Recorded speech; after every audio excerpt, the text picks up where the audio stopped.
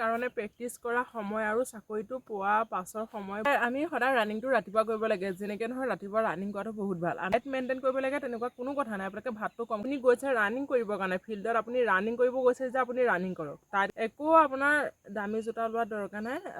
চবতকৈ ভাল দৌৰিবৰ কাৰণে পাৰিব। এইটো প্ৰশিক্ষক ল'লেহে যে পাৰিব, প্ৰশিক্ষক নল'লে যে নোৱাৰি, এইটো একেবাৰে ভুল কনচেপ্ট। আপোনালোকে সেইটো মাইণ্ডৰ পৰা আঁতৰাই দিব। ইউজ কৰিব লাগে নে নালাগে? ভালেই PDF-ত আপোনালোকে ভাল ভাল কুৱেশ্যন থাকে। 1 বছৰৰ ট্ৰেইনিঙে আমাক 60 বছৰলৈকে মানে জীৱনটো যে ট্ৰেইনিঙে কৰি থাকিম নেকি, ট্ৰেইনিঙে ভাল হৈছিলে এনেকুৱা লাগিব। দুইটা বেলেগ হয় বাৰু, একেনো কেনেকৈ হ'ব। চাকৰিত আপুনি ভাবি থকাতকৈ ভিতৰখন বহুত বেলেগ। কষ্টটো অনুভৱ নহয়। আপুনি কৰিব হ'লে আপোনাক বেছি ধৈৰ্য লাগিব। মোৰ একদম জীৱনৰ ভাল লগা অভিজ্ঞতাটো হৈছে মোৰ জীৱনত আপোনাৰ সকলো ভয় নাইকিয়া হৈ যাব। আপুনি নমস্কাৰ, আপোনালোক সকলোকে প্ৰফুল্ল অসম ইউটিউব চেনেললৈ স্বাগতম জনাইছোঁ। যদি আপোনালোক চেনেলটোলৈ প্ৰথমবাৰৰ বাবে আহিছে, প্লিজ চেনেলটো ছাবস্ক্ৰাইব কৰি দিব, ভিডিঅ'টো এটা লাইক কৰি দিব, আৰু যিসকল দাদা বাইদেউ ভাইটি ভণ্টি আৰু বন্ধু বান্ধৱী এইবাৰ অসম আৰক্ষীত যাম বুলি ভাবি আছে, তেওঁলোকলৈ ভিডিঅ'টো শ্বেয়াৰ কৰিব। আজি আপোনালোকৰ মাজলৈ লৈ আহিছোঁ এগৰাকী নৱনিযুক্ত আৰক্ষী কনষ্টেবল। তেওঁৰ মুখেৰে জানো আহক তেওঁ কেনেদৰে ৰানিঙৰ প্ৰেক্টিছ কৰিছিল, নাইবা লং জাম্পৰ প্ৰেক্টিছ কৰিছিল, আৰু কেনেদৰে পঢ়া শুনা কৰিছিল। তাৰপিছত আপোনালোকৰ অসম আৰক্ষী কনষ্টেবলৰ চাকৰিটো কেনেকুৱা হয়, আপোনাৰ ডিউটিৰ ক্ষেত্ৰত, নাইবা দৰমহাৰ ক্ষেত্ৰত, বা আপোনালোকৰ কি সুবিধা আছে, এই ভিডিঅ'টো গোটেইখিনি আলোচনা কৰিম। গতিকে ভিডিঅ'টো শেষলৈকে চাই দিব। এতিয়া আপোনালোকক প্ৰথমতে চিনাকি কৰাই দিব বিচাৰিছোঁ, এইগৰাকী হৈছে অসম আৰক্ষীৰ নৱনিযুক্ত আৰক্ষী কনষ্টেবল। প্ৰথমতে আপোনাৰ পৰিচয়টো দি দিয়ক। নমস্কাৰ, মোৰ নাম প্ৰিয়ংকা দত্ত। মই 2022 চনৰ অসম আৰক্ষী কনষ্টেবলত ভৰ্তি হৈছিলোঁ আৰু বৰ্তমানলৈকে মই অসম আৰক্ষী কনষ্টেবলতে চাকৰি কৰি আছোঁ। এতিয়া আপোনাৰ যি 2022 চনৰ পৰা 2026 চন, আপোনালোকৰ প্ৰায় 3 বছৰ সম্পূৰ্ণ হৈ গ'ল। এই 3 বছৰৰ যিটো চাকৰি অভিজ্ঞতা, সেই অভিজ্ঞতাটো কেনেকুৱা? যিহেতু আমি চাকৰিৰ কাৰণে প্ৰেক্টিছ কৰা সময় আৰু চাকৰিটো পোৱা পাছৰ সময় বহুত সলনি, বহুত ডিফাৰেঞ্চ। তাত আমি যিহেতু চাকৰিটো কৰিবৰ বাবে, চাকৰি এটা পাবৰ বাবে আমি যিখিনি চেষ্টা কৰিছোঁ, যিমান কষ্ট কৰিছোঁ, যিমান ধৈৰ্য ধৰিছোঁ, আৰু এই চাকৰিটো কৰিবৰ কাৰণে আপুনি সিমানে ধৈৰ্য ধৰিব লাগিব, সিমানে কষ্ট কৰিব লাগিব। এতিয়া আমাৰ যিসকলে ধৰি লওক 4বাৰ নাইবা 5বাৰ ইণ্টাৰভিউ দি এটা চাকৰি পোৱা নাই, সেইসকলৰ উদ্দেশ্যে আপুনি প্ৰথম কি ক'ব? বা যিসকলে প্ৰথম এতিয়া ষ্টাৰ্ট কৰিছে, ধৰি লওক তেওঁলোকে এতিয়া 18 বছৰ কমপ্লিট হৈ এইবাৰ ফাৰ্ষ্ট এপ্লাই কৰিছে, প্ৰথম যিসকলে ষ্টাৰ্ট কৰিছে তেওঁলোকে ক'ৰ পৰা ষ্টাৰ্ট কৰিব? বা যিসকলে আপোনালোকৰ 4-5বাৰ ইণ্টাৰভিউ দিছে, তেওঁলোকে কেনেদৰে আকৌ নতুনকৈ ষ্টাৰ্ট কৰিব? ভালদৰে অকণ কৈ দিয়ক। যিহেতু এতিয়া যোনসকলে মই নতুনকৈ ওলাইছে সেইসকলক কওঁ, যিহেতু যোনসকলে ইণ্টাৰভিউ দি আছে বাৰে বাৰে সফল হ'ব পৰা নাই, সেইসকলে গমে পায়, সেইসকলে বহুত অভিজ্ঞতা হৈ গৈছে। যিহেতু অকণমান পইণ্টৰ কাৰণে থাকি গৈছে, তেখেতলোকে অকণমান পইণ্টৰ কাৰণে থাকি গৈছে, হয়তো তেওঁলোকক কোনোবা সময়ত ভগৱানে লগ দিয়া নাই। সেইটোৱে, যিহেতু যোনসকলে ইমান দিনে মানে বাৰে বাৰে ইণ্টাৰভিউটো তেওঁলোকে ইমান এক্সপিৰিয়েঞ্চ হৈছে, তেওঁলোকে বহুত ইণ্টাৰভিউ দিছে। মই মানে চকুৰ আগতে দেখি আছোঁ, মোৰ সহপাঠী হওক, মোৰ লগৰে হওক, তেওঁলোকে কিমান বাৰে বাৰে ইণ্টাৰভিউ দিছে, পইণ্টৰ কাৰণে কেতিয়াবা থাকি যাব লগা হয়। আৰু সেই পইণ্টৰ কাৰণে থাকি যোৱাৰ পিছতে তেওঁলোকে বহুত ডিপ্ৰেশ্যনত গুচি আহে। যিহেতু 10জনৰ 10টা কথা শুনিব লগা হয়, বিশেষকৈ আমাৰ গাঁৱলীয়া সমাজৰ, বিশেষকৈ ছোৱালীখিনিৰ কথাও এইটো ক'ব লাগিব। কিছুমান ছোৱালী আমাৰ গাঁৱলীয়া সমাজত পূৰা ৰানিঙৰ কাৰণে যেতিয়া ওলাই যায়, প্ৰায় আমাৰ এইটো দেখিবলৈ পোৱা যায়, বা তাই এনেকৈ ওলাই গৈছে, এনেকুৱা তেনেকুৱা বহুত কথা আহি যায়। কিন্তু যিহেতু মই এইটো কথা কওঁ যে আপুনি আজি কিবা এটা কৰি আছে, তাত আপুনি সফল হ'ব পৰা নাই, আপুনি ৰখি নাযাব। আপোনাৰ যেতিয়ালৈকে বয়স আছে, আপোনাৰ যেতিয়ালৈকে ধৈৰ্য আছে, আপুনি যেতিয়ালৈকে কষ্ট কৰিব পাৰে, আপুনি তেতিয়ালৈকে কৰি যাওক। যিহেতু এতিয়া যিসকলে নতুনকৈ ষ্টাৰ্ট কৰিছে তেওঁলোকে ক'ৰ পৰা ষ্টাৰ্ট কৰিব? যোনসকলে নতুনকৈ ষ্টাৰ্ট কৰিছে, আপোনালোকৰ যোনসকলে এক্সপিৰিয়েঞ্চ হৈ গৈছে, তেওঁলোকৰ পৰা আপোনালোকে অনুপ্ৰেৰণা লওক। যিহেতু আপোনালোকে প্ৰথম ওলাইছে, আপোনালোকে প্ৰথম ষ্টাৰ্টিংটো আপোনাৰ আগত যোনখিনি গৈ আছে তেওঁলোকক আপোনালোকে সোধক যে আমি কেনেকৈ যাম। আপুনি প্ৰথম যিহেতু এবাৰ ওলাইছে, আপুনি এজন অসম আৰক্ষী, অসম ফৰেষ্টত হওক, কামাণ্ডোত হওক এজন আহিবলৈ। কিন্তু আপুনি প্ৰথমতে এতিয়া নতুনকৈ যোনসকলে ওলাইছে তেওঁলোকক মই কওঁ, আপোনালোকে প্ৰথমতে ওলাইছে, এতিয়া আপোনালোকে ভাবিছে পূৰা দৌৰিলে চাকৰিটো পাম। আচলতে এনেকুৱা নহয়, আপুনি দৌৰিব লাগিব, দৌৰাৰ লগতে আপুনি সমানে পঢ়িবও লাগিব। যিহেতু এতিয়া কিমান কম্পিটিশ্যন হৈছে আপোনালোকে দেখি আছে এটা চাকৰি পাবৰ কাৰণে। আপোনালোকে যিমানে ফিজিকেলত নম্বৰ পাওক আৰু সিমানে আপোনালোকে ৰিটেনতো পাব লাগিব। বোলে হয় মই ফিজিকেলত নম্বৰ বেছি পাইছোঁ, ৰিটেন ভালকৈ নহ'লেও মই চাকৰি পাই যাম, এইটো কেতিয়াও নহয়। এইটো কনচেপ্ট আপোনালোকৰ ব্ৰেইনৰ পৰা উলিয়াই দিব। মানে বহুতে এনেকৈ হয়, মই ফিজিকেলত ইমান নম্বৰ পাইছোঁ, কিয় মোৰ ৰিটেন দিয়াৰ পিছতো মই চাকৰি নাপালোঁ। কিন্তু আপুনি ফিজিকেলত যদি 50 পাইছে, কিন্তু আপোনাৰ ফিজিকেলত 50 পাই আপুনি যদি ৰিটেনত গৈ 20 পায়, এইটোতো নহ'ব। আপুনি ফিজিকেলতো যদি 50 পাইছে, আপুনি ৰিটেনতো 50 পাবলৈ চেষ্টা কৰিব লাগিব। 100/100 হ'লেহে আপুনি পাব, কাৰণ এতিয়া কম্পিটিশ্যন বহুত বেছি। আপোনালোকে দেখিছে এতিয়া কিমান চাকৰি ওলাই আছে, যিমানে ল'ৰা ছোৱালীবিলাক সিমানে ওলাই গৈ আছে। এতিয়া মানে যিসকলে প্ৰথম নতুনকৈ ষ্টাৰ্ট কৰিব তেওঁলোকে প্ৰথম পঢ়া শুনা কৰিবনে প্ৰথম ফিল্ডলৈ ওলাই যাব? আপোনালোকে ফিল্ডলৈ ওলাই যাওক প্ৰথমতে, যিহেতু আপোনালোকে প্ৰথম এতিয়া ৰানিংটো এটা কথা, প্ৰথমতে আপোনালোকে ৰানিংটো আনিব লাগিব। ৰানিঙত এটা ভাল নাম্বাৰ উলিয়াব পাৰিলেহে আপোনালোকে ৰিটেনৰ কাৰণে চিলেক্ট হ'ব। আপোনালোকে এতিয়া পূৰা আৰু লগতে লং জাম্প লং জাম্প আপোনালোকৰ চবতকৈ বেছি ভাল হয় নাম্বাৰ উঠাবৰ কাৰণে লং জাম্পটো আপোনালোকে যদি এক্সিলেণ্ট মাৰি দিয়ে ডাইৰেক্ট 20 নম্বৰ আপোনালোকে পাই যাব। আৰু ৰানিংটো পাৰিলেতো এক্সিলেণ্টে মাৰিব, নোৱাৰিলে আপোনালোকে ৰানিংটো ধুনীয়াকৈ প্ৰেক্টিচ কৰি থাকক। এটা আপোনালোকে মানে ল'ৰাৰ ক্ষেত্ৰত ৰানিংটো এক্সিলেণ্ট মৰাটো এটা মানে বহুত কঠিন, যিহেতু 3200 মিটাৰ 10 মিনিটত মানে মৰাটো এটা বহুত কঠিন কাম, আজিলৈকে কোনো মাৰিব পৰা নাই। কিন্তু ছোৱালীৰ ক্ষেত্ৰত হ'লেও আপোনালোকে এটা ভাল মাৰ্ক মানে 17-18 নম্বৰ ছোৱালীৰ ক্ষেত্ৰত বহুতে উঠায়, কিন্তু আপোনালোকৰ ল'ৰাৰ ক্ষেত্ৰতো বহুত কম। আপোনালোকৰ কেতিয়াবা গোটেই এটা ইণ্টাৰভিউত হয়তো 3জন বা 4জনেহে আপোনালোকৰ 10.5ৰ ভিতৰত পায়। গতিকে সেইটো মানে একেবাৰে অসম্ভৱ লেখীয়া হৈ আছে, কিন্তু আজিলৈকে 10ত কোনেও মৰিব পৰা নাই, মানে 3200 মিটাৰ। এতিয়া মানে যিসকল ছোৱালীসকলে মেইনলি ৰানিঙত এটা ভাল মাৰ্কছ কৰিব লাগিব, লগতে লং জাম্পটো এক্সিলেণ্ট মাৰিব লাগিব। কিন্তু ল'ৰাৰ ক্ষেত্ৰত ৰানিংটো অলপ কম সময়ত সোমায় আৰু লং জাম্পটো এক্সিলেণ্ট মাৰিলে বেছি সুবিধা হ'ব। কিয়নো মই চাইছোঁ মানে লং জাম্পটো ল'ৰাৰ ক্ষেত্ৰত 16 ফুট 7 ইঞ্চি চবেই মাৰি দিয়ে, মানে প্ৰায় চবেই নহয়, এইটো প্ৰায়খিনিয়ে মাৰে। আপোনালোকৰ প্ৰায় 70 পৰা আপোনাৰ 75% ল'ৰাই লং জাম্প এক্সিলেণ্ট মাৰে। কিন্তু মেইন কম্পিটিশ্যনটো হয় ৰানিঙত, গতিকে ল'ৰাসকলে প্ৰথম ৰানিঙত বেছি গুৰুত্ব দিব লাগিব। কিন্তু ছোৱালী আপোনালোকৰ ৰানিং আৰু লং জাম্প ছোৱালী দুইটাতে সমানে কম্পিটিশ্যন হয়। তাৰপিছত এতিয়া আমাৰ যিসকলে নতুনকৈ ষ্টাৰ্ট কৰিব তেওঁলোকে ধৰি লওক ৰাতিপুৱা দৌৰিবনে নাই আবেলি দৌৰিব বা দুপৰীয়া দৌৰিব, কেতিয়া দৌৰিলে নম্বৰ সুবিধা? আপোনালোকে আমি সদায় ৰানিংটো ৰাতিপুৱা কৰিব লাগে। যেনেকৈ নহয় ৰাতিপুৱা ৰানিং কৰাটো বহুত ভাল। মই যেতিয়া কৰিছিলোঁ ৰাতিপুৱা কৰিছিলোঁ, মই ইভিনিঙো কৰিছিলোঁ। আৰু যেতিয়া মই মানে সময় পাওঁ মই তেতিয়া কিন্তু ৰানিং কৰিছিলোঁ। আৰু যেতিয়া মোৰ ইণ্টাৰভিউ ওচৰ পাইছিলেহি তেতিয়া আপোনাৰ ইণ্টাৰভিউ যেতিয়া ওচৰ পাবহি আপুনি গমেই নাপাব ন আপুনি ইণ্টাৰভিউটো ৰাতিপুৱা দিবলৈ পাবনে, আবেলি দিব পাবনে, নে দুপৰীয়া ৰ'দতে দিবলৈ পাব। সেয়াটিকে যেতিয়া মোৰ ইণ্টাৰভিউ ওচৰ পাইছিলে তেতিয়া মই প্ৰায় যেতিয়া দুপৰীয়া পূৰা ৰ'দ ওলাই তেতিয়া মই ফিল্ডত গৈ মানে পূৰা 11-12 বজাত মই প্ৰেক্টিছ কৰিছিলোঁগৈ। মানে আপোনাৰ ইণ্টাৰভিউ এসপ্তাহমানৰ আগত। মই ইমান বিশেষ ৰ'দত গৈ কৰাগৈ নাই, কিন্তু ইণ্টাৰভিউ এসপ্তাহমানৰ আগত দৌৰাৰ কাৰণে কোনো নিৰ্দিষ্ট সময় নাই। আপুনি যেতিয়া সময় পায় তেতিয়াই দৌৰিব পাৰে দেই। আপুনি যে এইটো টাইমতে দৌৰিব লাগিব এইটো কথা নাই। আপুনি যদি এতিয়া সময় পাইছে এতিয়াও দৌৰক, আপুনি যেতিয়া সময় পাইছে তেতিয়াই দৌৰক। আপুনি যে ৰাতিপুৱাই দৌৰিব লাগিব, গধূলিয়ে দৌৰিব লাগিব এইটো কথা নহয়। আপুনি যেতিয়া সময় পায় তেতিয়াই দৌৰক। আৰু আপুনি যিমান বা সময় আপুনি বহুত বেছি দৌৰিব নালাগে। বহুত বেছি বোলে মই যেতিয়া এতিয়া দৌৰি আছোঁ এইটো নহয়। আপুনি মৰ্ণিং দৌৰিছে ইভিনিঙো দৌৰিব পাৰে, বা আপুনি পাৰিছে খুব বেছি 3 টাইম আমি ৰানিং কৰিব পাৰোঁ, তাতকৈ বেছিটো নোৱাৰোঁ। 2টা টাইম আপুনি কৰিলেও যথেষ্ট। যদি নোৱাৰে আপুনি অলপ দিন এবাৰ মৰ্ণিং বা ইভিনিং কৰক, লাহে লাহে আপুনি মৰ্ণিং ইভিনিং 2টা কৰক। আৰু আপুনি ৰানিংটো কৰাৰ লগে লগে আপুনি যদি এতিয়া ৰিটেনৰ ফিজিকেলৰ আগত আপুনি এতিয়া ফিজিকেলৰ কাৰণে বেছি মানে গুৰুত্ব দিব লাগিব। আপুনি ফিজিকেলত 100% দিব লাগিব, ৰিটেনৰ কাৰণে 80% দিব লাগিব। কাৰণ আপুনি ফিজিকেলত 100% দিলেহে আপোনাৰ 100 মাৰ্কছটো আহিব। আৰু সেই 100 মাৰ্কছটো আহিলে আপুনি ৰিটেনৰ কাৰণে চিলেক্ট হ'ব। আৰু যেতিয়া ৰিটেনৰ কাৰণে চিলেক্ট হ'ব তেতিয়া আপুনি আকৌ ৰিটেনত 100% দি দিব। কাৰণ ৰিটেন আৰু ফিজিকেল মিলাইহে আপোনাৰ মেৰিট লিষ্টটো বনিব। এতিয়া আপুনি প্ৰথমতে ফিজিকেলৰ কাৰণে বেছি গুৰুত্ব দিব লাগিব। তাৰপিছত মানে এতিয়া যিসকলে দৌৰিব তেওঁলোকে কি বস্তু খাব লাগে আৰু কি বস্তু খাব নালাগে? আপোনালোকে দৌৰাৰ সময়ত আমি বিশেষকৈ মই ইমান বৰ বিশেষ খোৱা নাই, ভাতটো ডায়েট কমাই মেইনটেইন খাব কৰিব লাগে। নেকি? ডায়েট মেইনটেইন কৰিব লাগে তেনেকুৱা কোনো কথা নাই। আপোনালোকে ভাতটো কম খাব, যিহেতু আমি যদি ভাতটো বেছি খাওঁ আমাৰ শৰীৰটো গধুৰ হৈ যায়। সেনেকৈ ভাত মানে গধুৰ হৈ গ'লে আমি দৌৰিব নোৱাৰোঁ। যদি আমি ভাতটো কমকৈ খাওঁ বা পৰাপক্ষত ৰুটি খাওঁ তেতিয়া আমাৰ শৰীৰটো পাতলা হৈ থাকে, ৰাতি আমাৰ ৰুটি খালে দৌৰাত বেছি সুবিধা হয়। নেকি? ৰাতি যদি আপুনি ৰুটি খায় তেতিয়া ৰুটি খালে আপোনাৰ শৰীৰটো ৰাতিপুৱালৈ পাতলা হৈ থাকিব, তেতিয়া আপুনি দৌৰিব পাৰিব। যদি আমি ভাত খাওঁ, ভাত খাই ডাইৰেক্ট শুই দিওঁ কিন্তু আমাৰ শৰীৰটো বহুত গধুৰ হৈ থাকে, আমাৰ দৌৰাত অলপ কষ্ট হয়। আৰু যিহেতু আমাৰ দৌৰোতে অলপ ফুপনি হয়, ফুপনিটো আমি কমাবৰ কাৰণে ৰাতি যদি আমি অলপ বুট মগু তাতে খিচমিচ দি তিয়াই থওঁ আৰু ৰাতিপুৱা পানীটো খাওঁ আৰু বুটখিনিও খাওঁ, তেতিয়া মানে আমাৰ ফুপনিটো নাইকিয়া হয় আৰু আমি বহুতো ষ্টেমিনা পাওঁ। আৰু কল গাখীৰ এনেকুৱা বস্তুবিলাক খাব পাৰে, বৰ বিশেষ ইমান ডায়েট কৰিবলগীয়া কথা নাই। আপোনাৰ যোনখিনি বস্তু খালে আপুনি শক্তি পায় সেই তেনেকুৱা বস্তুখিনি খালেই হ'ল। তাৰপিছত এতিয়া মানে এটা কথা মই বিশেষকৈ শুনিবলৈ পাওঁ, মানে দৌৰিবলৈ যোৱাটো আজিকালি এটা ট্ৰেণ্ড হৈ গৈছে নেকি?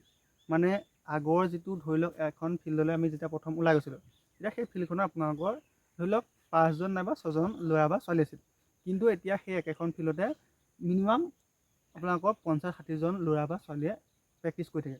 এতিয়া তাৰ মাজতে এনেকুৱা হৈ গৈছে মানে এটা চাম এনেকুৱা হৈ গৈছে যে তেওঁলোকে ফিল্ডখনলৈ ওলাই গৈ দৌৰিবলৈ মানে 3-4 ঘণ্টা সময় লাগে নাই। এইটো বুজা উঠিছে যে দৌৰিবলৈ বহুত সময়ৰ প্ৰয়োজন হয় নেকি? মানে আমাৰ যিসকলে সৰ্বসাধাৰণ কাম কৰি আছে তেওঁলোকেতো ইমান সময় নাপায়। এতিয়া কিছুমানে ধৰি লওক 3-4 ঘণ্টা সময় ফিল্ডখনৰ নামতে দি দিয়ে, ৰাতিপুৱা 3 ঘণ্টা বা আবেলি 3 ঘণ্টা।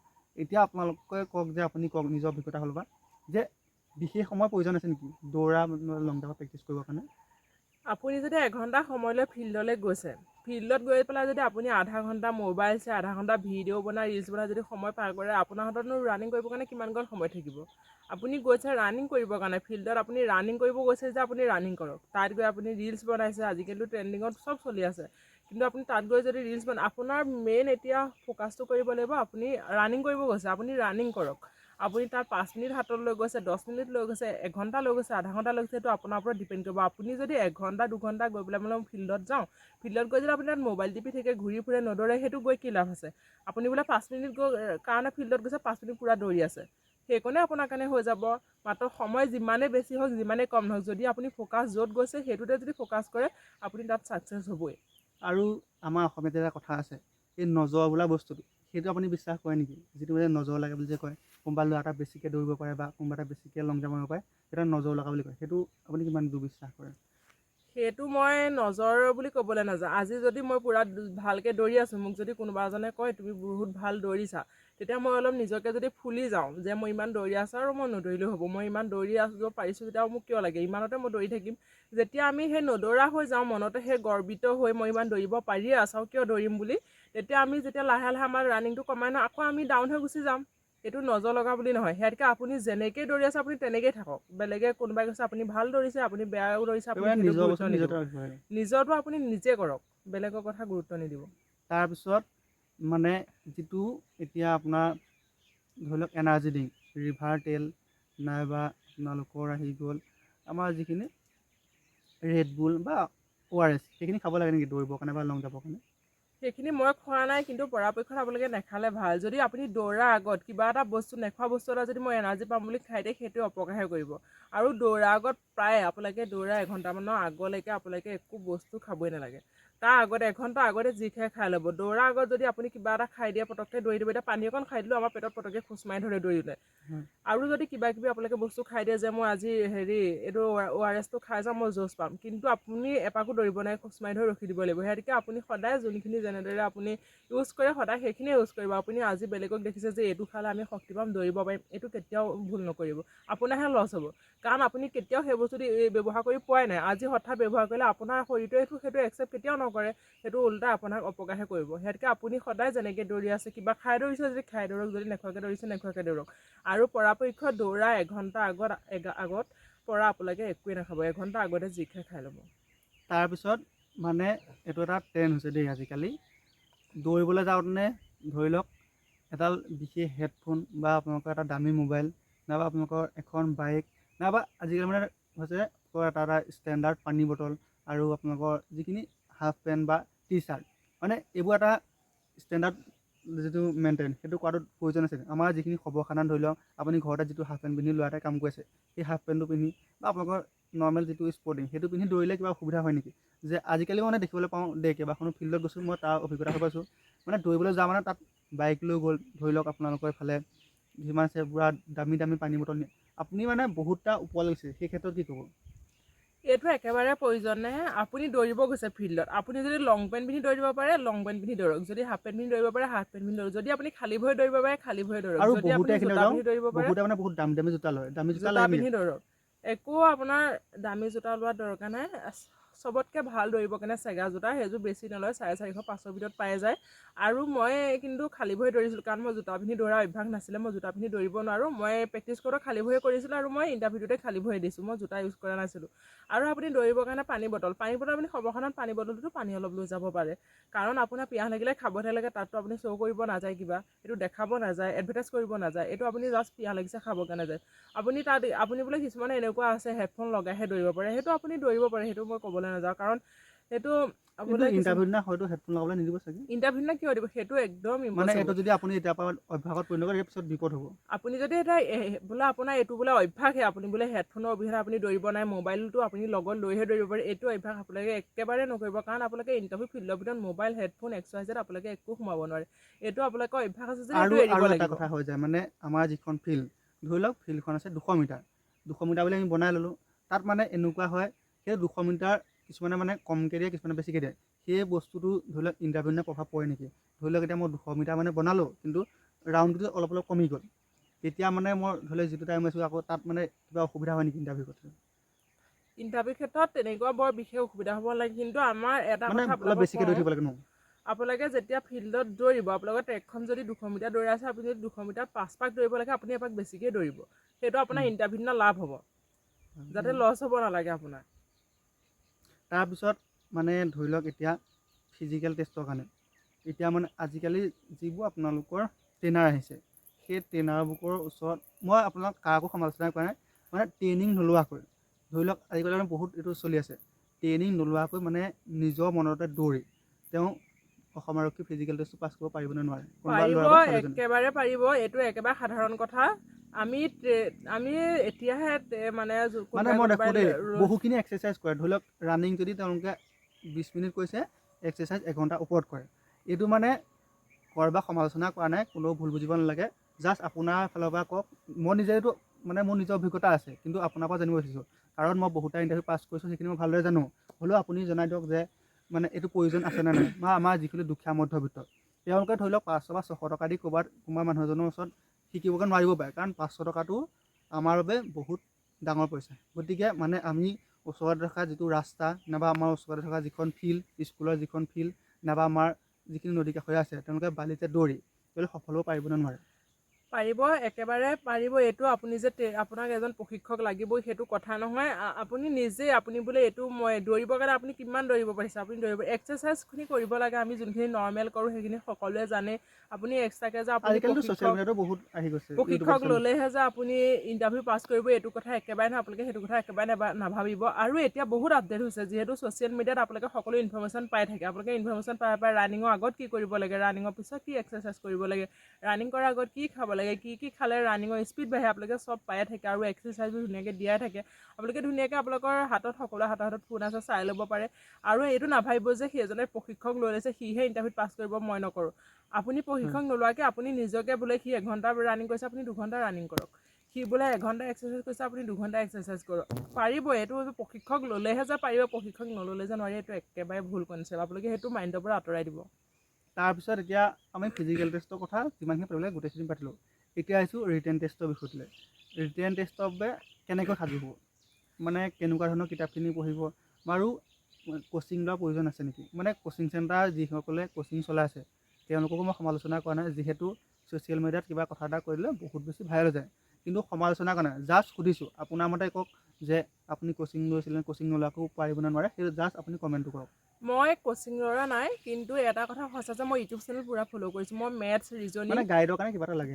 মেথছ, ৰিজনিং মই পূৰা ইউটিউবৰ পৰা ফ'ল' কৰিছোঁ। আপোনালোকে যদি ভাবে যে মই মেথছ নোৱাৰোঁ, ৰিজনিং নোৱাৰোঁ, মই জিকে নোৱাৰোঁ, মই কোচিং ল'ব লাগিব। কিন্তু আপুনি ল'ব পাৰে, যদি আপুনি কোচিং ল'বৰ কাৰণে সামৰ্থ্য নহয়, আপোনাৰ হাতত পইচা নাই, তেতিয়াতো আপুনি ল'ব নোৱাৰিব।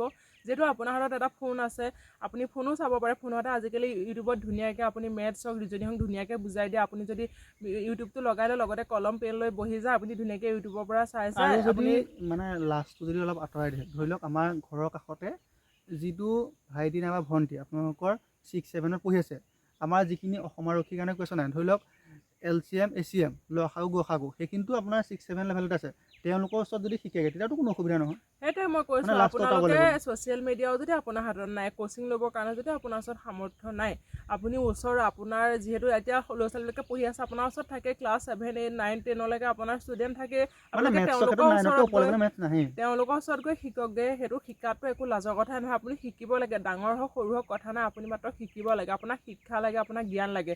জ্ঞান আমি সৰুৰ পৰাও ল'ব পাৰোঁ, ডাঙৰ পৰাও ল'ব পাৰোঁ, সেইটো কোনো লাজৰ কথা নহয়। আপোনাৰ যদি এটা ছ'চিয়েল মিডিয়াৰ আপোনাৰ হাতত নাই, যে এটা ভাল মোবাইল নাই, আপুনি ইউটিউব চেনেলো ফ'ল' কৰিব নাই, কোচিং ল'বৰ কাৰণে আপোনাৰ হাতত পইচাৰ অভাৱ, আপুনি ধুনীয়াকৈ আপোনাৰ ওচৰত থকা ক্লাছ 8, 9, 10ৰ ল'ৰা ছোৱালীবোৰ আপুনি কিতাপবোৰ কালেক্ট কৰিব পাৰে, তাৰ পৰা ধুনীয়াকৈ পঢ়িব পাৰে। ইমান টান মেথছ বা ইমান টান ৰিজনিং নাহে, সৰু সৰুৱে আহে, যোনসকলে দিছে সেইসকলে গমেই পায়। যিহেতু জিকে আহিব, হিষ্ট্ৰী আহিব, কাৰেণ্ট এফেয়াৰ্ছৰ পৰা আহিব অলপ মেথছ, ৰিজনিং আৰু ইংলিছ, তাৰ বাহিৰে বহুত বেছি একো নাহে। অলপ অলপ কুৱেশ্যন আহিব চবৰে পৰা, আৰু ইমান টান টান কুৱেশ্যন নাহে। আপোনালোকে সৰ্বসাধাৰণখিনি আহে, খালি মানে অলপ ক্ৰিটিকেলি আহে। সদায় আহি থকাখিনি বাৰে বাৰে যোনখিনি ৰিপিট হৈছে সেইখিনি ৰিপিট হৈ থাকে। আপোনালোকে ভাবিব লাগে বহুত ডাঙৰ আহিব বুলি ভাবিব নালাগে, আৰু নাভাবিব যে মই কোচিং কৰা নাই, মই কেনেকৈ পাছ কৰিম। কোচিং কৰিব লাগিব যে কথা নাই, আপোনাৰ হাতত পইচা আছে আপুনি কোচিং কৰক, আপোনাৰ হাতত পইচা নাই, আপোনাৰ হাতত এটা ভাল ফোনো নাই, আপুনি যদি চাব নোৱাৰে আপুনি ওচৰৰ ল'ৰা ছোৱালীক সহায় ল'ব পাৰে। আৰু আপোনাৰ হাতত যদি ফোন আছে আজিকালি ইউটিউবত ধুনীয়াকৈ বুজাই দিয়ে। মই ইউটিউব চেনেল ফ'ল' কৰিছোঁ বেছিকৈ, মই কোচিং ল'ৰা নাই, মই ইউটিউব চেনেল ফ'ল' কৰিছোঁ। মই মেথছ চাইছোঁ ইউটিউবৰ পৰা, ৰিজনিং চাইছোঁ ইউটিউবৰ পৰা, যিকৈ মই প্ৰায়ে কাৰেণ্ট এফেয়াৰ্ছ মই ইউটিউবৰ পৰা চাওঁ। মই মোৰ হাতত বুক আছিলে অকল আছাম ইয়েৰ বুকখন আপোনালোকে ল'ব পাৰে, আছাম ইয়েৰ বুকখন হাত লাগিবই, আৰু জানান এখন ল'ব পাৰে। আৰু আপোনালোকে মানে কুৱেশ্যনৰ ট্ৰিক্সবিলাকৰ কাৰণে আছাম পুলিচ হেণ্ডবুক বা আছাম ফৰেষ্ট হেণ্ডবুক বুলি আপোনালোকে ল'ব পাৰে। বাকী আপোনালোকৰ ল'বলগীয়া বৰ বিশেষ কিতাপ মই নাভাবোঁ আছে বুলি। মই আছাম ইয়েৰ বুকখন লৈছিলোঁ। আছাম ইয়েৰ বুকখন আপোনালোকে পঢ়িব লাগিব, তাৰ ভিতৰৰ পৰা আপোনালোকে কুৱেশ্যন এনচাৰবিলাক বাচিব লাগিব। এইখনত বিস্তৃতভাৱে বিৱৰণ কৰা থাকে। আৰু জানানে মই এইখন কিতাপেই লৈছিলোঁ, মই বিশেষ কিতাপ লোৱা নাই। আৰু আপোনালোকে ইমান চিন্তা কৰিব নালাগে, ইমান বৰ বিশেষ কুৱেশ্যন নাহে ডাঙৰ সদায় আপোনালোকে পাই থকা ঘটি থকা ঘটনাবোৰৰ ওপৰতে আহিব। আপোনালোকে সেইখিনি ফ'ল' কৰিলে ধুনীয়াকৈ এটা ৰিটেন ক্লিয়াৰ কৰিব পাৰিব। আজিকালি মানে এটা বস্তু বহুত চলিছে, সেইটো হৈছে যে PDF টো বহুত চলিছে। সেই PDF সম্পৰ্কে কি ক'ব? PDF খিনি বেছি ইউজ কৰিব লাগে নে নালাগে? ভালেই, PDFত আপোনালোকে ভাল ভাল কুৱেশ্যন থাকে। PDFখিনি আপোনালোকে যিমান পাৰে পঢ়িব, কিমান PDF পঢ়িব ন? মানে অকল PDF পঢ়ি পৰীক্ষাটো পাছ কৰিব পাৰিব অকল নেকি? PDF পঢ়ি যে পাৰিব মই এইটো ক'বলৈ নাযাওঁ, কিন্তু PDFো আপোনালোকে যিমান পাৰে ইউজ কৰক। PDF ভালেই, বেয়া মানে নহয়। ধৰি লওক মোবাইলত যেতিয়া কিবা এটা চোৱা হয় তেতিয়া মানে ইটোৰ পৰা সিটোলৈ গুচি যায়, গতিকে পঢ়াখিনিখন ডাইৰেক্ট কিতাপৰ পৰা পঢ়িলে বেছি সুবিধা হ'ব। যিহেতু আমাৰ এতিয়া বৰ্তমান আমি যেতিয়া মোবাইলটো হাতত লওঁ, যদি আমি 5 মিনিট চাওঁ বুলি ভাবোঁ, প্ৰায় 2 ঘণ্টামান মোবাইলতে গুচি যায়, আমি গমেই নাপাওঁ। এবাৰ ফেচবুক, এবাৰ ইনষ্টা, এবাৰ ইউটিউব, ইফালৰ পৰা সিফালে ঘূৰি থাকোঁতে আমাৰ 2 ঘণ্টামান সময় গুচি যায়, আমি সেইটো গমেই নাপাওঁ। সেইটো মোৰ আপোনাৰ সকলো ক্ষেত্ৰতে হয়, আমি যিহেতু সমবয়সীয়া মানুহে। আৰু যিহেতু আপোনালোকে পৰাপক্ষত আপোনালোকে মোবাইলটো আঁতৰত ৰাখি আপোনালোকে কিতাপ ইউজ কৰক। আৰু বোলে নহয় মোৰ কিতাপো নাই, মোক মোবাইলটোৰ পৰা চাবই লাগিব, মোবাইলটো পঢ়িবই লাগিব, আপোনালোকে যোনটো চাব বিচাৰিছে, বোলে মই আজি ৰিজনিঙৰ চেপ্টাৰহে অকল পঢ়িম, আপোনালোকে মোবাইলটো ইউটিউবটো উলিয়াই ৰিজনিং লগতে কলম পেন লৈ পেলাই বহি যাওক। আপোনালোকে এটাতে ফ'কাছ কৰিব যে মই এই মনটো অলপ মানে কিবা বেয়া লাগিছে, যাওঁ ফেচবুকত যাওঁ, ইনষ্টাত যাওঁ, সেইটো ভুল নকৰিব। কাৰণ ফেচবুক ইনষ্টাত যোৱা মানে আপোনাৰ 1 ঘণ্টা 2 ঘণ্টা সময় এনেই বৰবাদ হৈ গুচি যাব। তাৰপিছত এতিয়া আমি প্ৰথম ফিজিকেল টেষ্টত ভাবিলোঁ, ৰিটেন টেষ্টত ভাবিলোঁ। এতিয়া অলপ ভিতৰলৈ সোমাই যাম, মানে হৈছে ট্ৰেইনিং পাৰ্টটোলৈ। ট্ৰেইনিঙত কেনেকুৱা অনুভৱ হয়, মানে ট্ৰেইনিংটো কষ্ট হয় নেকি বহুত? ট্ৰেইনিং যিহেতু চাওক, আমাৰ 1 বছৰৰ ট্ৰেইনিঙে আমাক 60 বছৰলৈকে মানে এজন সবল আৰু এজন সুস্বাস্থ্য অসম আৰক্ষী বা অসম ফৰেষ্টৰ কৰি ৰাখিব লাগিব। সেয়েহে আমাক 10 মাহ ট্ৰেইনিং বা এবছৰ ট্ৰেইনিংটো আমাক ভালদৰে দিয়া হয়। কাৰণ তেতিয়াই আমাক সেই 10 মাহ যি প্ৰশিক্ষণ দিলে, তাৰপিছত আৰু আমাক কোনো প্ৰশিক্ষণ নহয়। যিহেতু আমি সেই 10 মাহ মানে প্ৰশিক্ষণ চিভিলৰ পৰা লৈ আপোনাৰ হেৰিলৈ লৈ যাব। আমি চিভিলৰ পৰা পুলিচ হ'ব লাগিব, আৰু সেই পুলিচ হৈ আমি 60 বছৰ চাকৰি কৰিব লাগিব, সেই 10 মাহ ট্ৰেইনিঙৰ ওপৰত নিৰ্ভৰ কৰি। গতিকে ট্ৰেইনিংটো ভালকৈ কৰিব লাগিব, ট্ৰেইনিংটো ভালকৈ দিয়া হয়। যিহেতু কষ্ট আপোনালোকৰ খুব বেছি, আমি যেতিয়া চিভিল এজন মানুহ যেতিয়া এটা বেলেগ চেপ্টাৰত আমি পাই যাম, তেতিয়া আমাৰ অলপ কষ্ট হ'বই। খুব বেছি 2-3 মাহ আপোনালোকৰ অলপ কষ্ট লাগিব। তাৰপিছত আপোনালোকৰ বহুত ভাল লাগিব, যেতিয়া আপোনাৰ ট্ৰেইনিং শেষ হ'ব, সেইদিনাখনি আপোনাৰ চকু পানী ওলাই যাব, কিয় মই ট্ৰেইনিং আৰু কৰিম লাগি থাকিব। এনেকুৱা আপোনাৰ অভিজ্ঞতা হ'ব মানে ট্ৰেইনিঙৰ পৰা এতিয়া ওলাই। বহুত ভিডিঅ'সমূহ যে চলি থাকে, তাত কিছুমানে ভয় খায়, আপোনালোকৰ বহুত কষ্ট কৰিবলগীয়া হয়। সেইখিনি ইমান ভয় খাবলগীয়া আছে জানো? নাই, ভয় খাবলগীয়া একো নাই। আপুনি যোনখিনি ঘৰত আজিকালি কাম কৰিয়ে থাকে, সকলোৱে আমাৰ গাঁৱলীয়া সমাজতো প্ৰায় মানুহে কাম কৰে, সেইখিনি আপোনাৰ যোনখিনি কৰিবলগীয়া কাম, আপোনাৰ ফিজিকেলটো শৰীৰটো ভালে ৰাখিবৰ কাৰণে সেইখিনি কৰিব দিলে, সেইখিনি আপোনালোকে কৰিব পাৰিব, সেইটো মই জানো। যিহেতু কোনো নোৱাৰা ছোৱালী বা ল'ৰা নাই, সকলোৱে কৰিব পাৰিব। আপোনালোকে এইটো ভাবিব নালাগে যে ট্ৰেইনিঙত ইমান কষ্ট, মই কেতিয়াও পুলিচত নাযাওঁ, এইটো ভুল একেবাৰে নকৰিব। একো তাৰ কষ্ট নহয়, কষ্ট খুব বেছি 1 মাহ বা 2 মাহ লাগিব। প্ৰথমতেতো আমাৰ কিবা এটা কাম কৰিবলৈ কষ্ট লাগে, পিছত অলপ দিন কৰাৰ পিছত এইটো ইজি হৈ যায়। গতিকে সকলো ক্ষেত্ৰত তেনেকুৱাই, আপোনালোকে সেইটো নাভাবিব যে মই এইটো বহুত কষ্ট পাম, মই তাত নাযাওঁ। খুব বেছি 2-3 মাহ কষ্ট লাগিব, তাৰপিছত আপোনালোকৰ জীৱনটো যে ট্ৰেইনিঙে কৰি থাকিম নেকি, ট্ৰেইনিঙে ভাল হৈছিলে এনেকুৱা লাগিব। ট্ৰেইনিঙৰ পৰা যিদিনাখনি শেষ হ'ব, ট্ৰেইনিঙতে মনত পৰি থাকিব। মানে চাকৰিটো পোৱাৰ আগত যিটো অনুভৱ আৰু পোৱাৰ পাছত অনুভৱ, সেই দুইটা একেই হয় নে বেলেগ হয়? দুইটা বেলেগ হয় বাৰু, একেনো কেনেকৈ হ'ব। চাকৰিটো আমি যেতিয়া নাপাওঁ, তেতিয়া মানে আমি চাকৰি যিটো এটা অনুভৱ লাগে, কৰোঁ, মানে চাকৰি এটা চাকৰিটো পুলিচৰ লাগে। চাকৰিটো এনেকুৱা বুলি অনুভৱ কৰোঁ, সেই সেইটো অনুভৱটো সঁচা হয়। মানে সেইটো ধৰি লওক আমি এটা মানে যিখিনি আছে সেইখিনি গোটেইখিনি হয়। নহয়, আমি যেতিয়া দেখি থাকোঁ যে পুলিচত গ'লে এনেকুৱা সেনেকুৱা, ভিতৰত আপুনি বাহিৰত যোনটো দেখি থাকে সেইটো একেবাৰে নহয়। আপুনি যেতিয়া ভিতৰত আহিব, তেতিয়া আপুনি বুজি পাব এইটো একেবাৰে মানে বেলেগ। আপুনি ভাবি থকাতকৈ ভিতৰখন বহুত বেলেগ। হ'লেও মানে এইটো আমাৰ যিহেতু ইউনিফৰ্মৰ মানে এটা চাকৰি, সন্মান থকা চাকৰি, মানে ইমান বেয়া অনুভৱ নহয়। যিমানখিনি কষ্ট হ'লেও কষ্টটো চাগে অনুভৱ নহয়। কষ্টটো অনুভৱ নহয়। আপুনি যিহেতু এটা সপোন দেখিছে, সপোনটো দেখিবৰ কাৰণে আপুনি অলপ কষ্ট কৰিছে, আৰু আপুনি চাকৰিটো ল'বৰ কাৰণে যিমান কষ্ট কৰিছে, চাকৰিটো কৰিবৰ কাৰণে মই কৈছোঁ কষ্ট কৰিব লাগিব। কিন্তু চাকৰিটো পোৱাৰ পিছত আপুনি সেইকণ কষ্ট কৰিব পাৰিব আমি জানো, কাৰণ সেইখিনি কৰিলেহে আপুনি 60 বছৰ ধুনীয়াকৈ চাকৰিটো কৰিব পাৰিব। আৰু যিহেতু এতিয়া দেখিছে আৰক্ষী হওক বা ফৰেষ্টতে হওক, আপুনি কৰিব হ'লে আপোনাক বেছি ধৈৰ্য লাগিব, চবতকৈ ধৈৰ্য বেছি, আৰু ছ'চিয়েল মিডিয়াটো বহুত এক্টিভ হৈ আছে। পূৰা বেছি ধৈৰ্য লাগিব। আৰু যিহেতু এতিয়া আমি পটককৈ খং উঠিলে, এতিয়া মোৰ বন্ধুৰ লগতে আমি খং উঠিলে বহুত কিবা এটা কৰি দিওঁ, কিন্তু আপুনি সেইখিনি সময়ত আপুনি যেতিয়া চাকৰিটো কৰি থাকিব, আপোনাৰ যিমানেই খং উঠি নাথাকক, আপুনি বহুত কুল মাইণ্ডত থাকিব লাগিব। কাৰণ আপুনি ভাল কৰক বেয়া কৰক, সাধাৰণ বা জনতাই বা পাব্লিকে কাজটো আপোনাৰ ওপৰতে কৰিব। আপুনি ভাল কৰিছে বেয়া কৰিছে এইটো চাবলৈ নাযায়। সেইটোকে আপোনাৰ চাকৰিটো কৰিবলৈ চবতকৈ বেছি লাগিব ধৈৰ্য। কষ্টটো হ'বই, কষ্ট আপুনি এতিয়াই কৰি আছে, আপুনি সেইকণ কষ্ট কৰিব পাৰিব। কষ্ট ইমান বহুত বেছি নহয় যে মই কষ্ট কৰিব নোৱাৰোঁ। সৰ্বসাধাৰণ যোনখিনি আপুনি ঘৰত কৰিব লাগে, ঘৰত কষ্ট কৰে, সেইখিনি কৰিব লাগে, আৰু বিশেষ একো কষ্ট নাই। এতিয়া আপুনি যেতিয়াৰ পৰা দৌৰা আৰম্ভ কৰিছিল, তাৰ পৰা আজিৰ দিনটোলৈকে ধৰি লওক আপোনাৰ মিনিমাম 5 বছৰমান সময় হৈছে। এই 5 বছৰ সময়ত আপোনাৰ আটাইতকৈ দুটা ভাল লগা অভিজ্ঞতা আৰু আটাইতকৈ বেয়া লগা দুটা অভিজ্ঞতা জনাই দিম। চবতকৈ ভাল লগাটো হৈছে আপুনি যিহেতু চাকৰি এটাৰ কাৰণে কষ্ট কৰি আছে, যিদিনাহে আপুনি চাকৰিটো পায় এনেকুৱা লাগে যে মোতকৈ সুখী মানুহ পৃথিৱীত কোনো নাই। মোৰ একদম জীৱনৰ ভাল লগা অভিজ্ঞতাটো হৈছে মই যিদিনাখনি চাকৰি পাইছোঁ, সেইদিনাখনি মই বহুত সুখী অনুভৱ কৰিছোঁ। আৰু সেইটো চবেই কৰে, যিদিনাখনি ইমান দিন কষ্ট কৰাৰ পিছত আপুনি নিজে সুখী অনুভৱ কৰিছে, আপোনাৰ ঘৰখনত সুখ বিয়পাব পাৰিছে, তাতকৈ আৰু সুখ কি লাগে। সেইটো মোৰ কাৰণে জীৱনত বহুত এটা ভাল অভিজ্ঞতা। আৰু যেতিয়া চাকৰি পালোঁ, ট্ৰেইনিঙত গ'লোঁ, ট্ৰেইনিঙতো আৰু ভাল লাগিলে, ইমানখিনি ল'ৰা ছোৱালীক লগ পাই তেতিয়া আৰু মোৰ ভাল লগা হ'ল। তাৰপৰা ট্ৰেইনিঙৰ পৰা ওলালোঁ, একদম চবতকৈ বেয়া লাগিছিলে মোৰ যেতিয়া মই ট্ৰেইনিঙৰ পৰা ওলাইছিলোঁ। তেতিয়া ট্ৰেইনিঙৰ পৰা আমি 10 মাহ একেলগে সকলো প্ৰায় 355জনী 400জনী ছোৱালী আমি একেলগে আছিলোঁ, একেলগে খাইছোঁ, একেলগে আছোঁ, একেলগে কাম কৰিছোঁ, একেলগে শুইছোঁ। কিন্তু তাৰপিছত যেতিয়া আমি আকৌ আমি অসমৰ চাৰিওফালৰ পৰা আহি এটা জেগাত আমি মিলিছোঁ, আৰু সকলোৱে বিভিন্ন ভাষাৰ বিভিন্ন কাজ, সকলো আমি একেলগে আছোঁ, একেলগে খাইছোঁ, আৰু ইমান এটা ভাল লগা পৰিৱেশ হৈ যায়। যিদিনাখনি ট্ৰেইনিঙৰ পৰা ওলাই পেলাই আমি নিজৰ ডিষ্ট্ৰিক্টত জইন কৰিবগৈ লাগে, সেইদিনাখনি বহুত বেয়া লাগে, কাৰণ সকলোকে ইমান মিছ কৰা যায়। আৰু ট্ৰেইনিঙৰ সময় নিচিনা ভাল পিৰিয়ড এটা চাকৰি জীৱনত আৰু এটা বেয়া লগা অভিজ্ঞতা, বেয়া লগা এটা ক'লে ট্ৰেইনিঙৰ পৰা ওলোৱাটো কথা, আৰু বেয়া লগা আপুনি চাকৰি কৰোঁতে আপোনাৰ চাকৰি ভালেই লাগিব যেতিয়া লগে ভাগে সকলোৱে কৰি থাকিব। কেতিয়াবা আপুনি যিহেতু আমি পুলিচৰ চাকৰিটো অকলেই কৰিব লাগিব, অকলেই যিহেতু আপুনি অকলে যেতিয়া ক'ৰবাত ডিউটি কৰি থাকিব, তেতিয়া কেতিয়াবা আপুনি ৰাতি ডিউটি গুচি গ'লে, ৰাতি আপুনি বোলে অকলে আছে, নিজান জেগা এটাত কোনো নাই, আপুনি অকলে থাকিব লাগে, তেতিয়া নিজকে ভয় অনুভৱ হ'লে বা ভাবিলি মই ক'ত আছোঁ, কিয় কৰি আছোঁ, এনেকুৱা অনুভৱ হয়, নোহোৱা নহয়। কিন্তু আপুনি নিজকে সেইকণ সান্তনা দিব লাগিব, যিহেতু মই কৰিব পাৰিম, মই পুলিচ হ'লোঁ এতিয়া, যিহেতু মই ট্ৰেইনিং কৰি কেতিয়াবা আপুনি ধৰি লওক অভিজ্ঞতা আছে নেকি, কোনোবা এটা ডেড বডি গোটেই ৰাতিটো ৰখি থাকিবলগীয়া হৈছে, বা কেতিয়াবা আপোনাৰ হেং হৈ থকা মানুহ নিজে নমাবলগীয়া হৈছে, তেনেকুৱা কিবা অভিজ্ঞতা আছে নেকি? মানে আমাৰ যিসকল দৰ্শক আছে তেওঁলোকক ভয় খুৱাব পৰা নাই, জাষ্ট আপোনালোকে কথাটো জানিবৰ বাবে সুধিছোঁ। এইখিনি থাকিবই পুলিচত সৰু সুৰাকৈ, আপোনালোকে এইখিনি ইমান মাইণ্ড কৰিব নালাগে, যিহেতু আপুনি অকলে কণ্ট্ৰল কৰিব লাগে, তাত থাকিব আপোনাৰ পুলিচত সকলো সহযোগ কৰিব, এইখিনি আপুনি কৰিবই লাগিব, যিহেতু আমি পুলিচত সোমাইছোঁ, এইখিনি কৰিবৰ কাৰণে ৰাইজৰ কাৰণে ট্ৰেইনিঙত আপোনাৰ সকলো ভয় নাইকিয়া হৈ যাব, আপুনি সকলো মিলিবলৈ শিকিব, আৰু ধুনীয়াকৈ এটা চাকৰি কেনেদৰে পালন কৰিব লাগে আপুনি চব শিকি যাব, আপোনালোকে ইমান চিন্তা কৰিব নালাগে। অসম আৰক্ষী যি AB আৰু UB কনিষ্টবল আছে, তেওঁলোকে বৰ্তমান সময়ত কিমানমান দৰমহা পায়? যদি আপুনি জনাব পাৰে জনাই দিয়ক। আপুনি আপুনি চলিবলৈ আপোনাৰ যোনখিনি লাগে, আমি এজন সাধাৰণ ঘৰৰ ছোৱালী, এজন সাধাৰণ ঘৰৰ ল'ৰা, আমি ঘৰখনত যেনেকৈ চলি আছোঁ তেনেকৈ যদি আমি চলিব পাৰোঁ, ধুনীয়াকৈ আমাৰ এটা ভাল এটা দৰমহা আমি ধুনীয়াকৈ চলিব পাৰোঁ। ধুনীয়াকৈ আপুনি যদি আমি আৰু বেলেগক দেখি চফ কৰিব যাওঁ তেতিয়াতো নহ'ব। আপুনি এজন সাধাৰণ ঘৰৰ পৰা ওলাই আহিছে, সাধাৰণ ঘৰ আপুনি যেনেকৈ চলিছে তেনেকৈ যদি ধুনীয়াকৈ চলি যায়, আপুনি এটা ধুনীয়া সপোন পূৰণ কৰিব পাৰিব।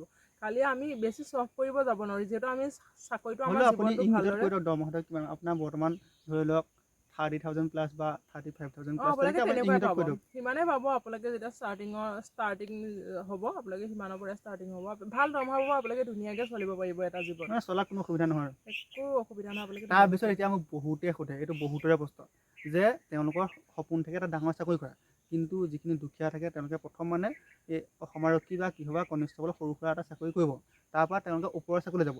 এতিয়া অসম আৰক্ষী কনিষ্টবলত সোমাই ধৰি লওক আপোনাৰ পিছতে UB কনিষ্টবলত সোমোৱাৰ পিছত তেওঁ বেলেগ এটা ওপৰৰ ৰেংকলৈ যাবলৈ পঢ়িবলৈ সুবিধা পাব নহয়, বা APSC নাইবা UPSC প্ৰিপেৰেশ্যন কৰিবলৈ তেওঁ সুবিধা পাব নাপায়?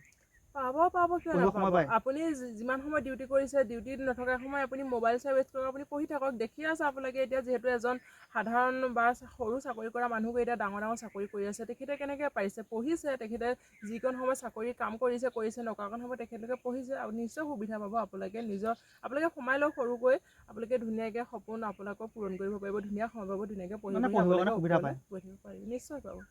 তাৰপিছত আপোনাৰ ইমান ব্যস্ততাৰ মাজতো ইমানখিনি সময় দিয়াৰ বাবে আপোনাক বহুত বহুত ধন্যবাদ। আপোনাৰ চাকৰি যিখিনি আগলৈ আছে সেইখিনি ভালদৰে পাৰ হওক তাৰে ভগৱানৰ ওচৰত প্ৰাৰ্থনা কৰিছোঁ। ধন্যবাদ। আকৌ যাতে আপুনি নেক্সট এটা ভিডিঅ' আপোনাৰ ঘৰত পাতিম আপুনি মেইনকৈ এইটো ক'ব লাগিব আমাৰ যিসকলে দৌৰিছে তেওঁলোকে কেনেদৰে দৌৰিব লাগিব আৰু কেনেদৰে পঢ়িব লাগিব আপোনাক নেক্সট এটা ভিডিঅ'ৰ কাৰণে মাতিম। গতিকে আমাৰ যিসকল দৰ্শক আছে তেওঁলোকে চাব পাৰিব। নেক্সট আহিব ফিজিকেল টেষ্টৰ ওপৰত কেনেদৰে দৌৰিব লাগে বা কেনেদৰে লং জাম্প আপুনি জনাব। আৰু আপোনাৰ কথা জানিব বিচাৰিম নেক্সট ভিডিঅ'ত আমাৰ একেবাৰে যিটো চিলেবাছ মানে এতিয়া আপুনি কিতাপ এখনৰ নাম কৈছে কিন্তু আপুনি সম্পূৰ্ণৰূপে যদি জনাই দিব পাৰে আমাৰ দৰ্শকসকলৰ সুবিধা হ'ব। গতিকে আপুনি এই বিষয়ত অলপ কি ক'ব?